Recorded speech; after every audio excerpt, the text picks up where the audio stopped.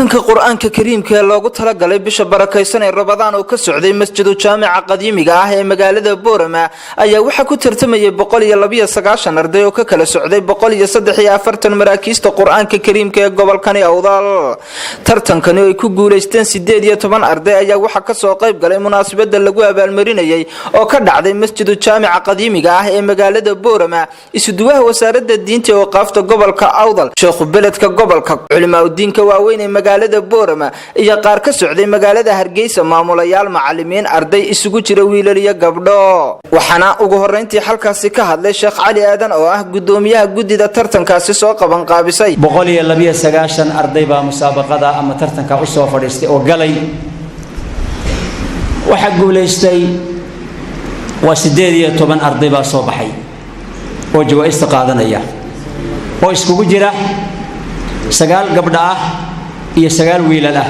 waxaan nidhi in kale oo awalba ku dari jirnay oo leeyahay musharikiin waa intii ku soo dhawayd baan xaqul musharaka wax la raabalisay waa intii ku soo dhawayd marka kolkuu mustawaha qaato 30 number 1 iyo 2 iyo 3 markay qaataan maxaa ku soo xiga afraad iyo shanaad iyo lixaad.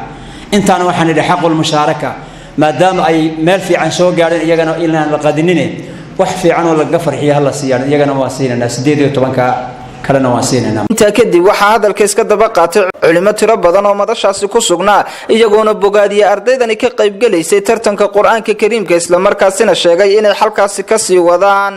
inta kadib waxa hadalka iska daba qaatay sheekh beledka gobolka Awdal, Sheekh Cabdullaahi, Sheekh Cali Jawhar iyo sidoo kale culimada diinka socday magaalada Hargeysa. musaabaqada waxa loo qabanayaa waxa weeye dhalinyarta in lagu barbaariyo inay noqdaan jiilkii khalafka ahaa ee reebayay kitaabka quraanka xifdintiisa la xifdiyay waa xifdin shariicadii islaamka la xifdiyo oo la qabanayo way waa maartay hambareerina ajarkiina leedihiin xasanaad kale jaysida ugu weyna tan maaha jaysida ugu weyn quraanka laga qaato waxa way waa qabuulka iyo aqbalka Ilaahay subhanahu wa ta'ala.